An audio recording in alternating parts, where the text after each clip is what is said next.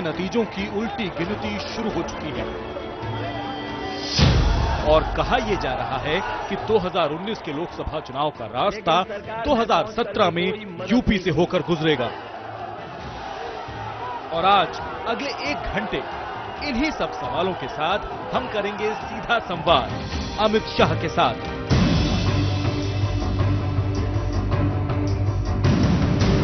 आखिरी दौर, आखिरी दांव और इस आखिरी दांव का गढ़ बना बनारस, वही बनारस जहां से प्रधानमंत्री नरेंद्र मोदी सांसद हैं। 3 दिन तक प्रधानमंत्री खुद यहां मौजूद रहे। लगातार 2 दिन तक प्रधानमंत्री ने काशी में रोड शो किया। इसी से आप अंदाजा लगा सकते हैं कि बनारस और पूर्वांचल बीजेपी के लिए कितना अहम है।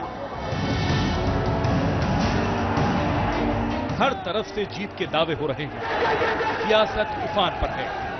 अखिलेश यादव और राहुल गांधी भी रोड शो का दम दिखा रहे हैं और मायावती भी अपनी जीत की ताल ठोक रही हैं। और इन सब के बीच बीजेपी के चाणक्य कहे जाने वाले अमित शाह भी काशी की धरती पर मौजूद थे। उनके सियासी दांव में फंसकर 2014 के लोकसभा चुनावों में तमाम विरोधी पार्टियां चारों खाने चित हो गई थीं।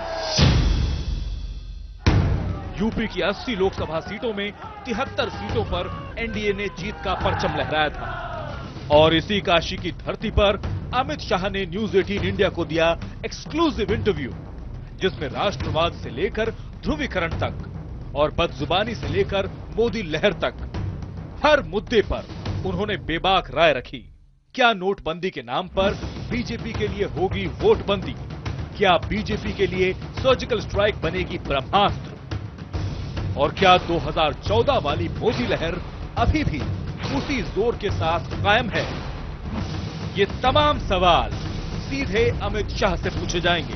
तो अगले 1 घंटे तक आप देखने जा रहे हैं अमित शाह का अब तक का सबसे धाकड़ इंटरव्यू।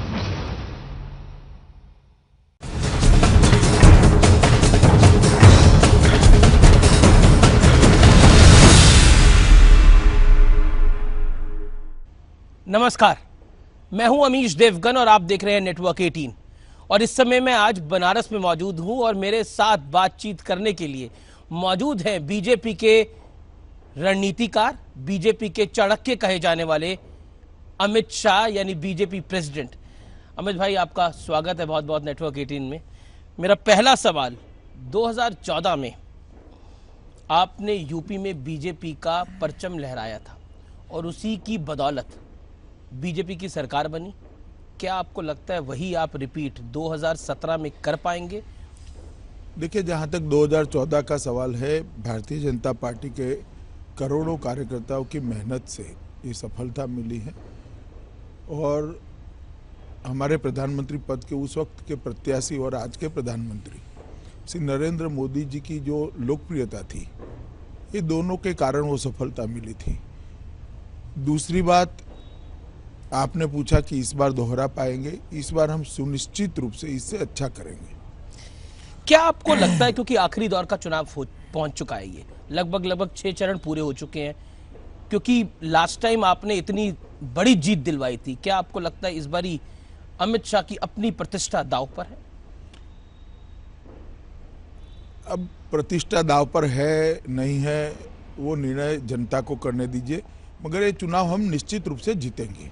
आप अपने आप को कहां खड़ा हुआ महसूस करते हैं इस समय 6 चरणों बाद? मैं मानता हूं कि सरकार बनाने की प्रक्रिया 5वां चरण शुरू होने से पहले समाप्त हो चुकी है। 6ठे और 7वां चरण हमें 2/3 के पार ले जाएगा।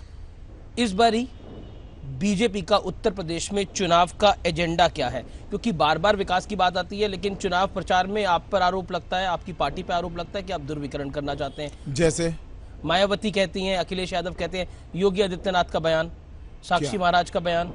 देखिए, साक्षी महाराज जी के बयान को आप बीजेपी का बयान नहीं मान सकते। जब चुनाव के प्रचार के अंदर देश के प्रधानमंत्री हो, देश के गृह मंत्री हो, इतने सारे मंत्री हो, मैं खुद चुनाव को देख रहा हूं और एक कोने में से किसी एक हमारे एमपी का या कार्यकर्ता का बयान लेकर उसको बीजेपी का रणनीति बताना मुझे लगता है हमारे साथ अन्याय है। क्योंकि विपक्ष का बार बार आरोप रहता है, समाजवादी पार्टी का आरोप रहता है, बीएसपी का आरोप रहता है कि बीजेपी इस चुनाव को हिंदू मुसलमान करना चाहती है। मगर आधार क्या है इसका, आपको पूछना चाहिए उन लोगों को। चलिए मैं आगे बढ़ता हूं और बात करता हूं 5वें चरण के बाद जो बुर्के वाला बयान आया है, क्या आपको लगता है वो सही था? नहीं, बयान पर प्रतिक्रिया क्या है मैं इसकी मीमांसा में जाना नहीं चाहता, मगर हमारा जो पत्र जिसको लेकर विवाद किया है इसमें हमने इतना कहा है कि मुस्लिम महिलाएं पर्दा रखती हैं, इनके पर्दे की मर्यादा बनी रहे, इसलिए सुरक्षा कर्मियों में महिला सुरक्षा कर्मियों की तैनाती करिए। इसमें क्या बुरा है? हमने उनकी मर्यादा का सम्मान करने की बात करी है। अमीश देवगन जाएंगे तो कार्ड मांगेंगे या नहीं मांगेंगे? जी। तो मुस्लिम महिलाएं पर्दा करती, तो हमने कहा महिला कर्मचारी रखिए, इसमें बुराई क्या है भाई? जी, आप कहते हैं कि आपका चुनाव का एजेंडा क्या है? आप कह रहे हैं ध्रुवीकरण नहीं है। हमारा चुनाव का एजेंडा स्पष्ट है। हम इस चुनाव को विकास के मुद्दे पर लड़ने जा रहे हैं और यहाँ पर जो 15 साल से बसपा सपा का जो शासन चला है और उसने एक बहुत बड़ी अव्यवस्था इस प्रदेश के अंदर की है, और इतना बड़ा प्रदेश, अपार संभावनाओं वाला प्रदेश, विकास के मामले में देश के बहुत सारे राज्यों से पिछड़ गया है। हमारा एजेंडा यही है कि प्रदेश के शासन को, इस प्रदेश के विकास को पटरी पर लाना चाहिए और यहाँ पर बहुत संभावनाएं पड़ी है, उसको पूरा एक्सप्लोर करते हुए विकास करना चाहिए। अखिलेश यादव की पत्नी डिंपल यादव कहती हैं कि बीजेपी बिजली की तारों में भी हिंदू मुसलमान ढूंढ लेती हैं। देखिए, उनके स्टेटमेंट पर मैं कोई प्रतिक्रिया नहीं देता, मगर वो जिसका जिक्र कर रही है उसमें अगर बिजली देने में और बिजली सप्लाई करने में अगर हिंदू मुसलमान न हुआ होता तो ये सवाल ही पैदा न होता। अब आप क्योंकि तुष्टिकरण की बात कर रहे हैं और आपने ये बोला कि अखिलेश यादव ने लैपटॉप बांटने में भी तुष्टिकरण करा। हाँ, मैं बोलता ही हूँ। क्यों? हुआ ही है, आप किसी भी गांव में जाकर पूछ लीजिए।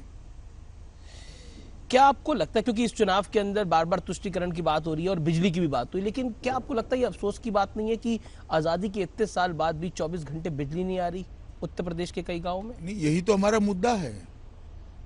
क्यों नहीं आई, इसका जवाब हमें नहीं देना है, बीएसपी और एसपी ने देना है।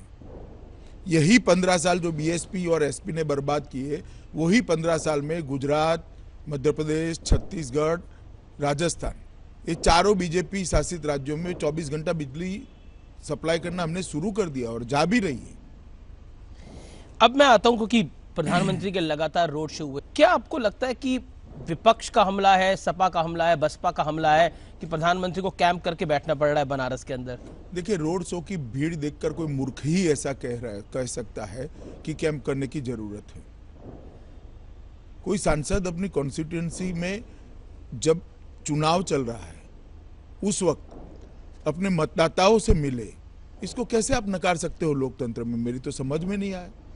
और जिन्होंने रोड शो देखा है, जिन्होंने रोड शो की भीड़ देखी है, उसको मालूम पड़ जाएगा कि कैंप करने की जरूरत है या नहीं है।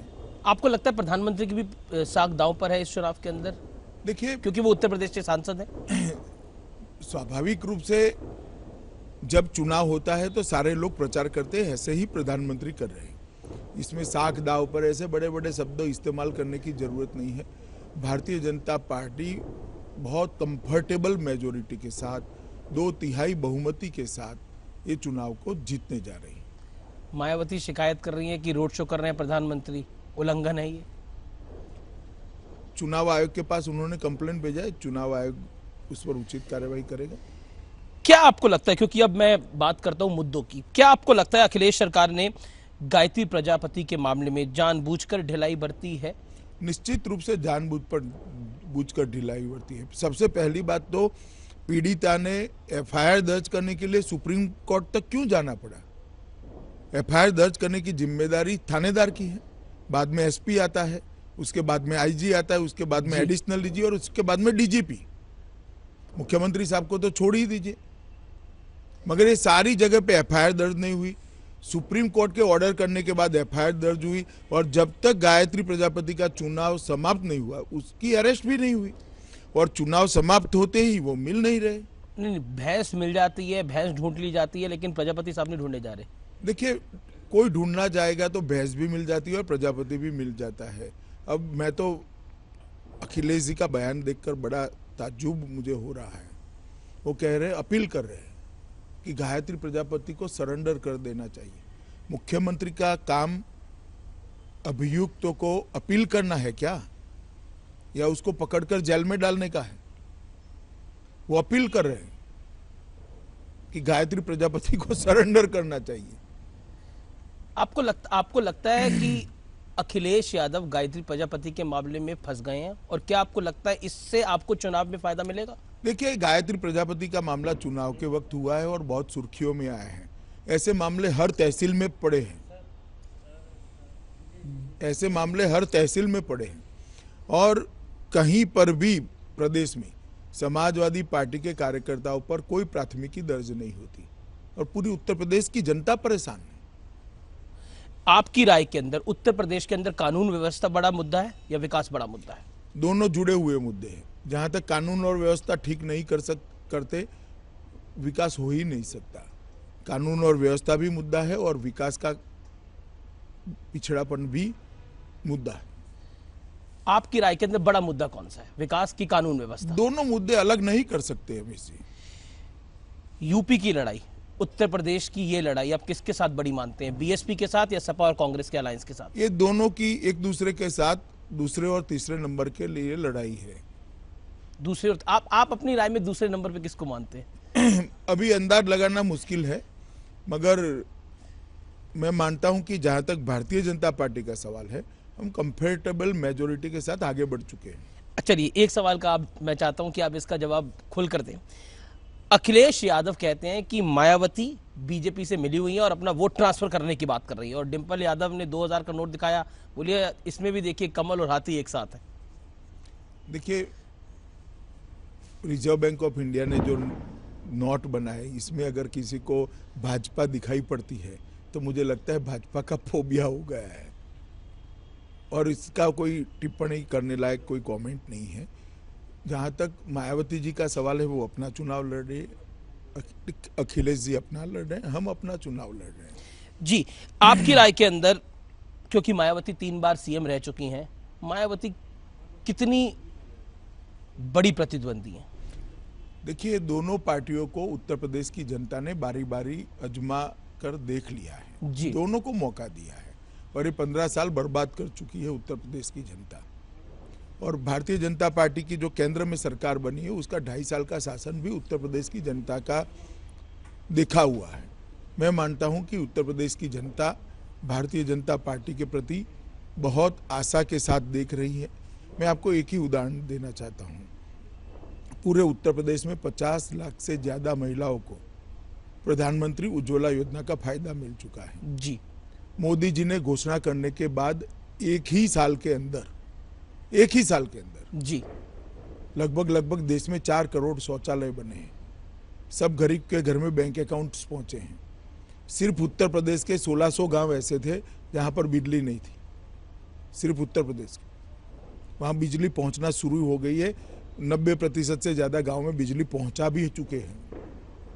मगर जो स्टेट सब्जेक्ट है, जैसे कानून और व्यवस्था, एग्रीकल्चर, स्वास्थ्य, प्राइमरी एजुकेशन और एजुकेशन, ये सारे सब्जेक्ट को तब तक ठीक नहीं किया जा सकता जब तक सूबे में, प्रदेश में एक अच्छी सरकार आए। और हम मानते हैं कि उत्तर प्रदेश की जनता भली भांति इसको जान चुकी है और इसी के कारण पश्चिम से लेकर पूरब में अब चुनाव समाप्त होने जा रहा है।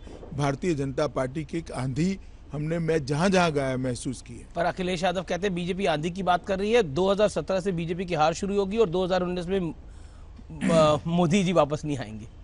चलिए, 11 मार्च कहाँ दूर है। आप क्या कहना चाहते हैं इस बयान पर उनके? नहीं, इस बयान पे मैं क्यों टिप्पणी करूं। मैंने बता दिया, हम 2/3 बहुमत से चुनाव जीतने जा रहे हैं। अखिलेश यादव कहते हैं कि बीजेपी ने हमारा घोषणा पत्र कॉपी कर लिया, मगर वो बताते नहीं है क्या कॉपी किया।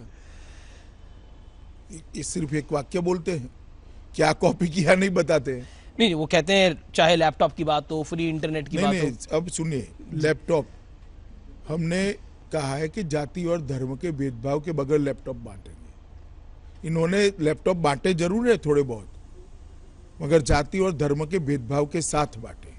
और जनता यही चाहती है कि विकास के काम में ना जाति की अग्रिमता हो ना धर्म की अग्रिमता हो। विकास जिसके लिए होना चाहिए उसका सबका होना चाहिए। जी, अब मैं आगे बढ़ता हूं और बात करता हूं, क्योंकि इस समय हम बात कर रहे हैं घोषणा पत्र की। आप एक घोषणा पत्र में आपका एक पॉइंट है कि एंटी रोमियो स्क्वाड, और उसको बीएसपी और सपा और कांग्रेस के अलायंस ने बोला कि ये बीजेपी अपनी गुंडागर्दी का लाइसेंस मांगना चाहती है, इससे अपना एजेंडा चलाएंगे ये। मुझे लगता है अगर इन लोगों का रिएक्शन ऐसा है तो उन्होंने ठीक से इस बात को समझा नहीं। जी। अच्छा किया आपने पूछ लिया। एंटी रोमियो कोड कोई एक्स्ट्रा कॉन्स्टिट्यूशनल बॉडी नहीं होगा। थाने के अंदर से ही पुलिस के कर्मचारियों का ही स्क्वाड होगा, जो कॉलेज पर विद्यार्थिनियों को जो गुंडे परेशान करते हैं उससे बचाएगी। प्रधानमंत्री और आप कहते हैं कि थाने जो है वो समाजवादी पार्टी का कार्यालय बन गए हैं, क्यों कहते हैं आप ये? हम नहीं कहते हैं जी, यूपी की जनता जो कहती है उसको हम वाचा दे रहे हैं। चुनाव के बाद आपको उम्मीद है कि वो सपा के कार्यालय आपके कार्यालयों में नहीं बदलेंगे?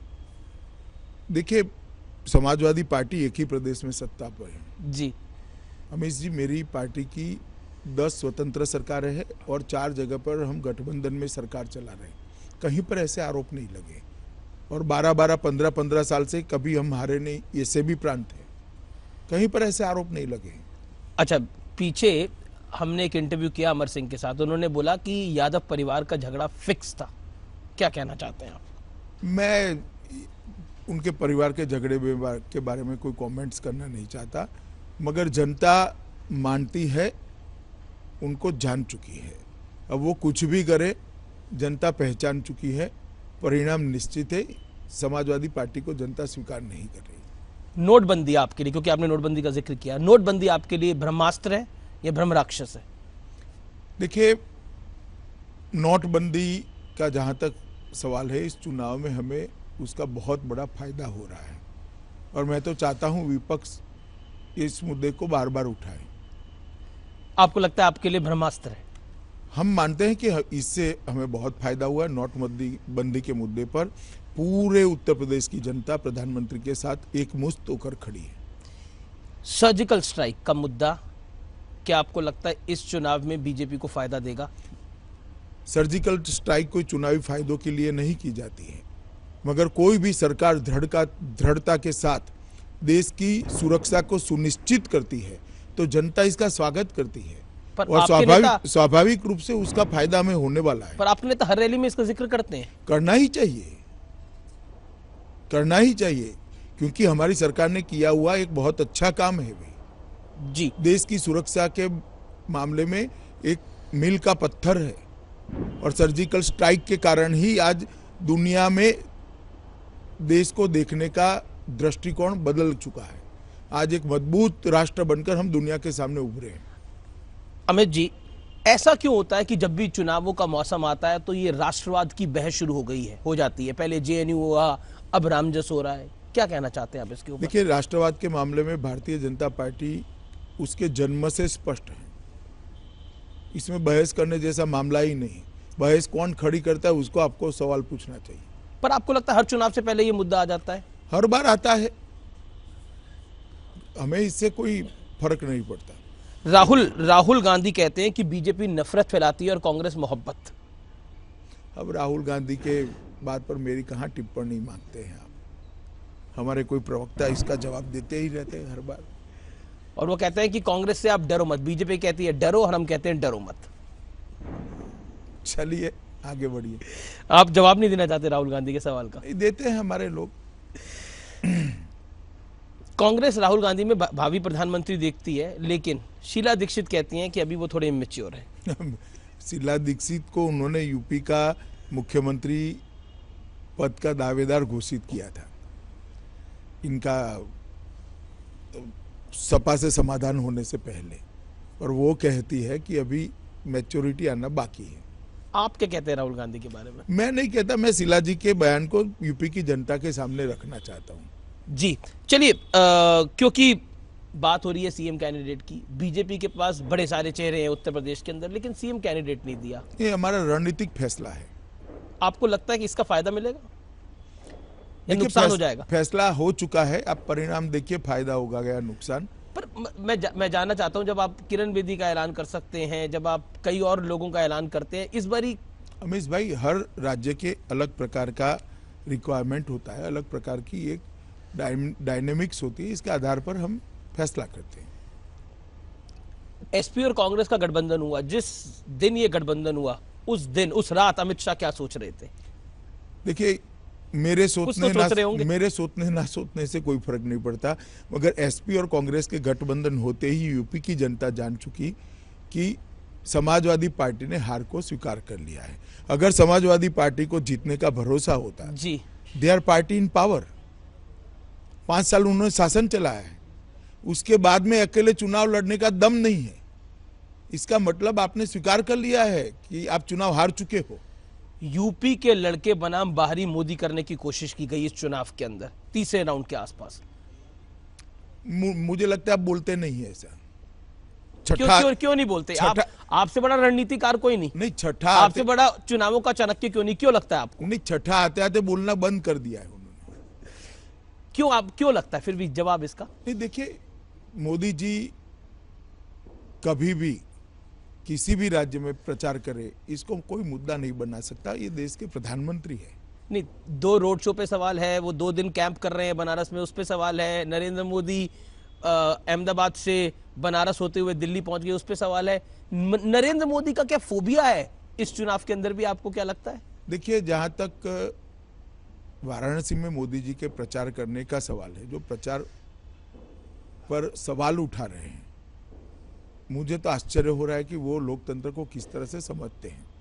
कोई सांसद अपने मत क्षेत्र के अंदर मतदाताओं के बीच में चुनाव के वक्त उनका संपर्क करने जाए, ये कोई मुद्दा होता है क्या?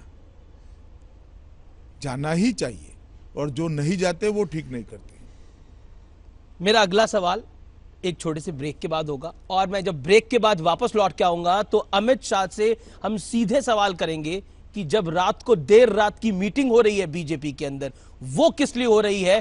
3-3 बजे तक जो बैठकें हो रही है वो किस लिए हो रही है? उस पर सीधे सवाल पूछे जाएंगे। मेरे साथ आज एक्सक्लूसिव बातचीत में काशी की धरती से, बनारस से अमित शाह बने हुए हैं। सवाल है मेरा, मायावती कहती हैं कि बीजेपी अगर सत्ता में आई तो आरक्षण को खत्म कर देंगी। ये बिल्कुल झूठी बात है। भारतीय जनता पार्टी आरक्षण की मौजूदा व्यवस्था की समर्थक है और उसमें कोई बदलाव नहीं चाहती है।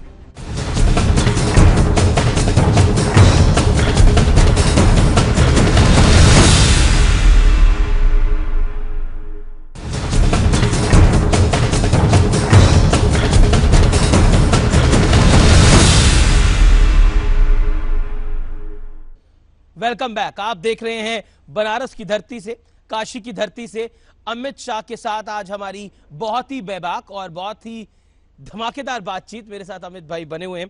अमित शाह साहब, इस दौर में मैं बहुत सीधे सवाल आपसे पूछना चाहता हूं।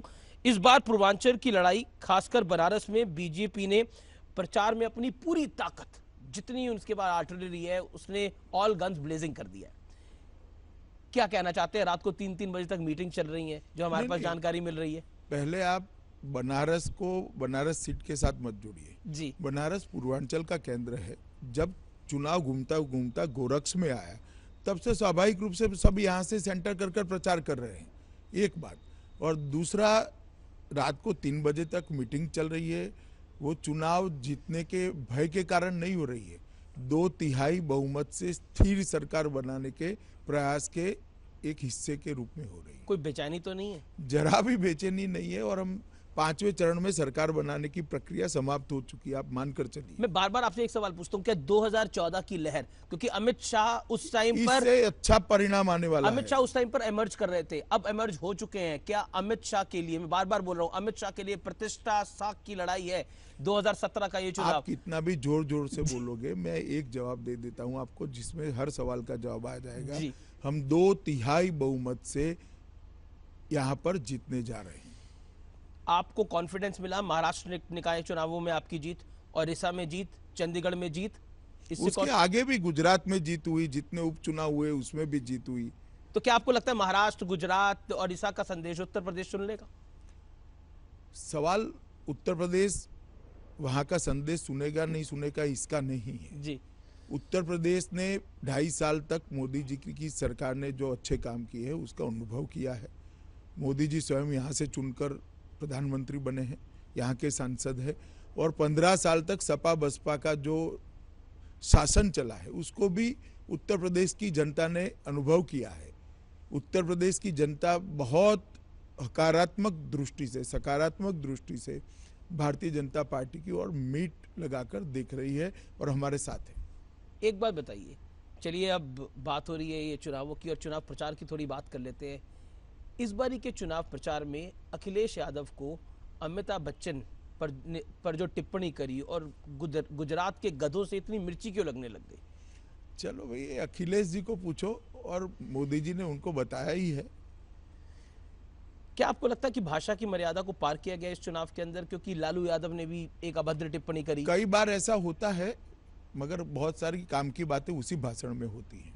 पर क्या आपको लगता है कि ये इस चुनाव के अंदर एक हमने निम्न स्तर देखा भाषा का? हर चुनाव में कई स्टेटमेंट ऐसे आते हैं कि आप इस पर अपनी राय विस्तृत रूप से रखना चाहेंगे? मेरी राय ये है कि 40 मिनट का भाषण होता है, उसमें 1 मिनट को पकड़कर नहीं चलना चाहिए। पर गुजरात के गधे किसने बोला? अखिलेश यादव ने बोला? मैं इरिस्पेक्टिव ऑफ पर्सन कह रहा हूँ, जिसने बोला उसने।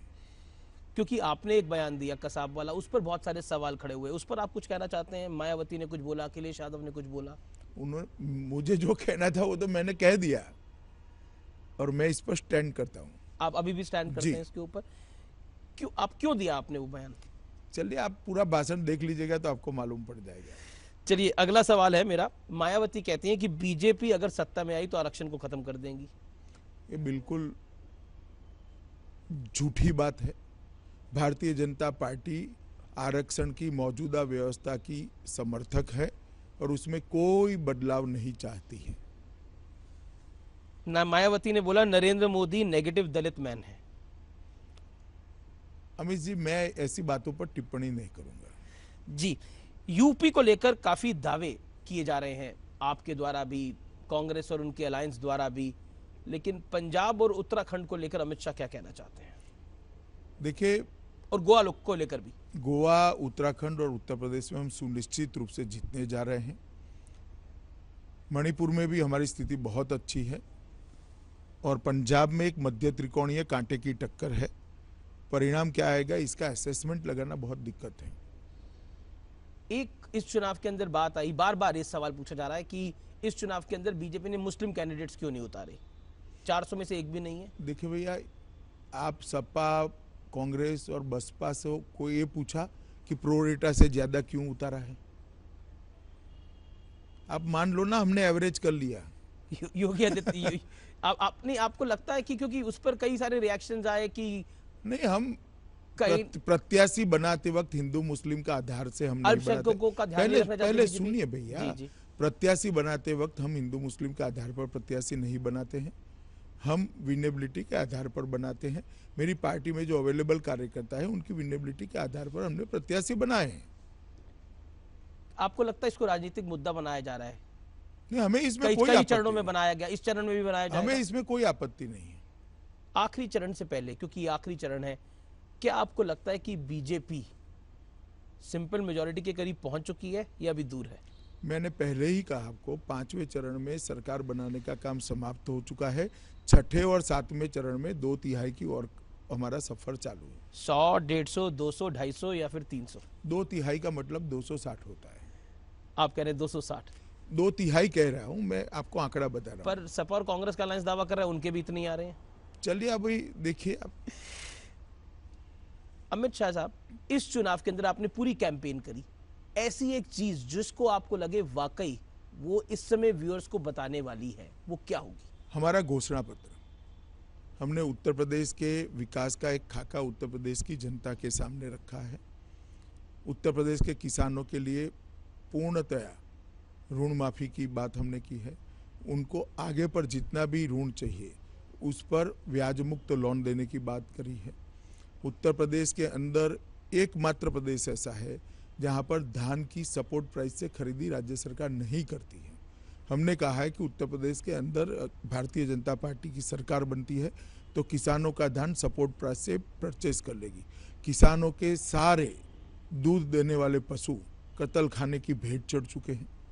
हमने तय किया है किसान को सपोर्ट करने के लिए और उसको गरीबी से मुक्त कराने के लिए पशुओं का कत्ल रोका जाएगा।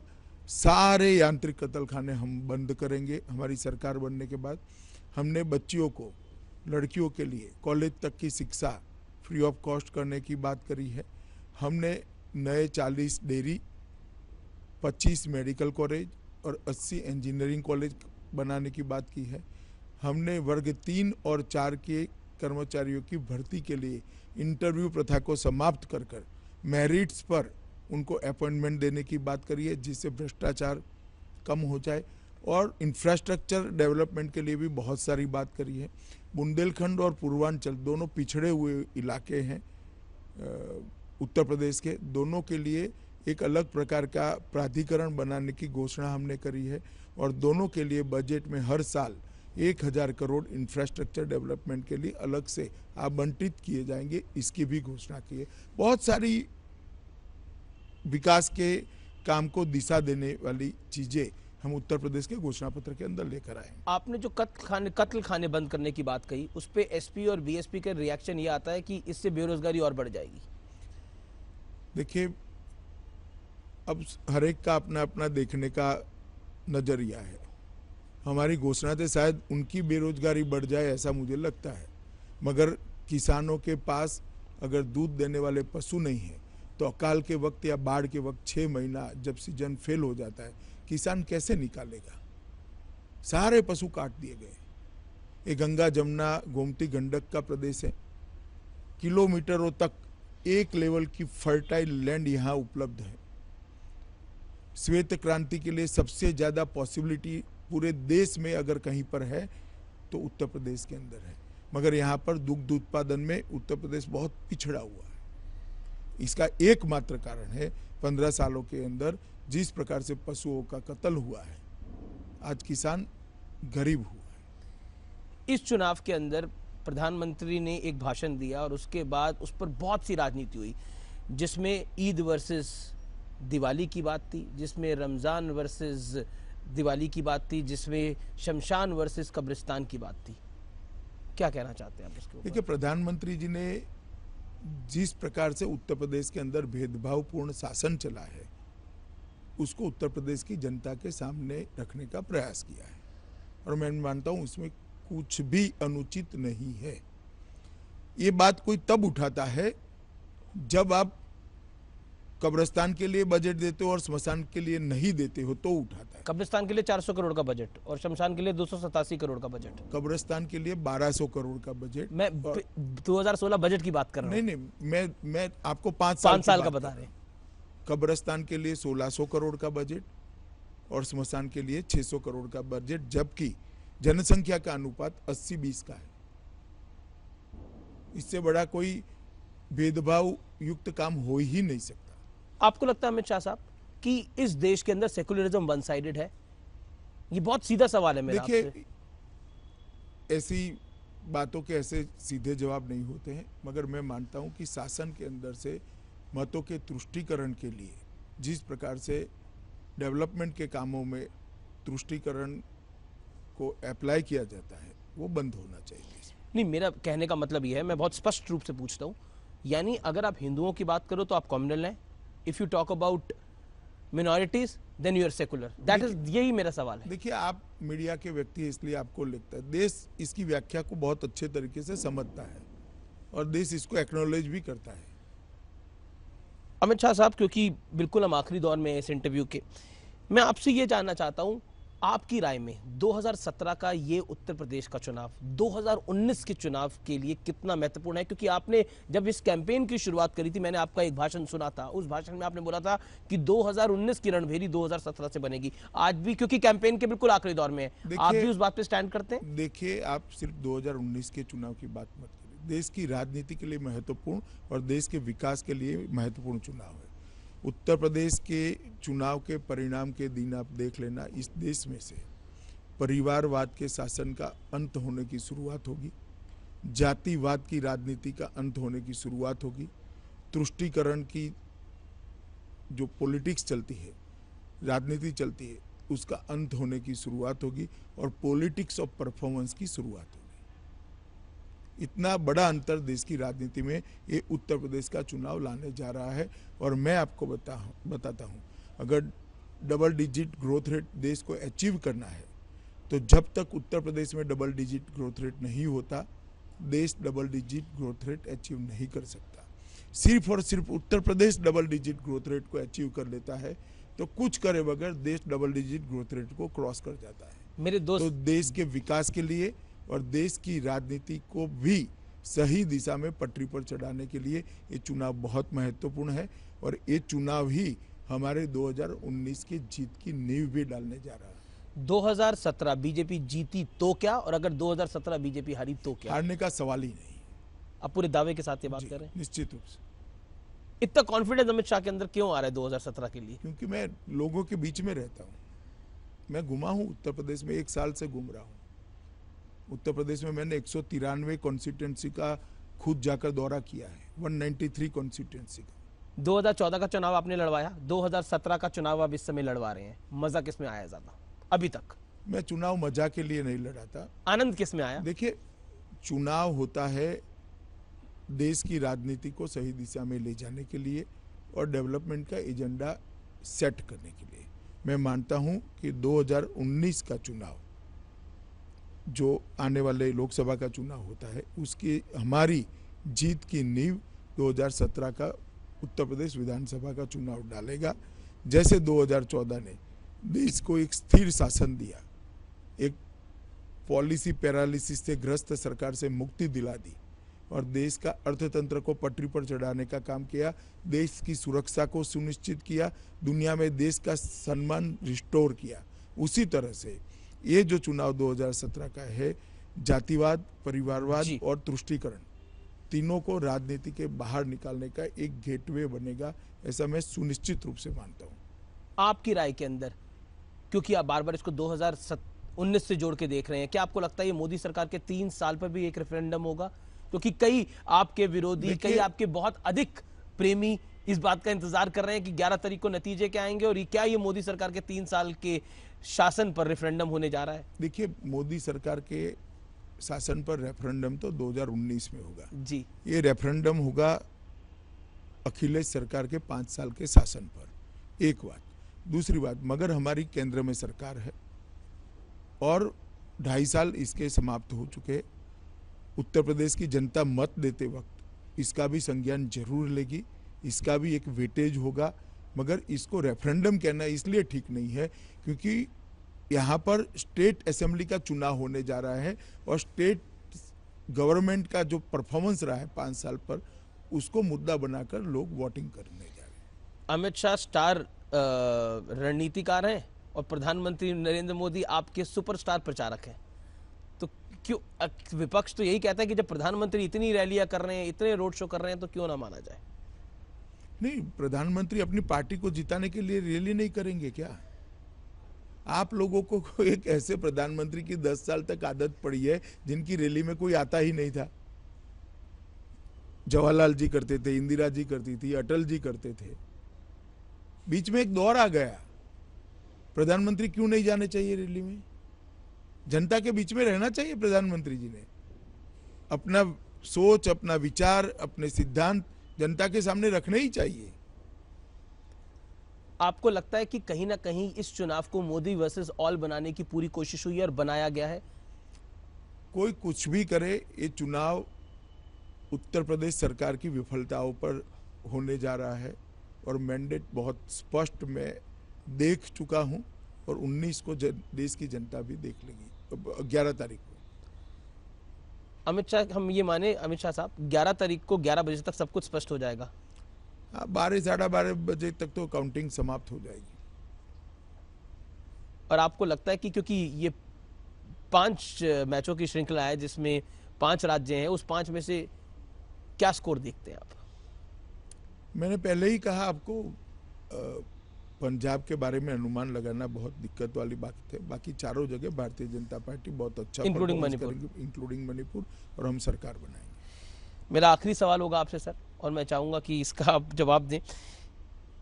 जो लहर 2014 में चली और जिस लहर पर विराम दिल्ली और बिहार में लगा, उत्तर प्रदेश में वो लहर वापस आ पाएगी? देखिए, उत्तर प्रदेश में 2014 से बहुत बड़ी लहर भारतीय जनता पार्टी के पक्ष में चल रही है। आप नतीजे देखिएगा, सारे सवालों के जवाब नतीजे दे देगा। और आपकी जानकारी के लिए, दिल्ली और बिहार के बाद आसाम का भी चुनाव हुआ है और देश भर में स्थानीय इकाइयों के भी चुनाव हुए।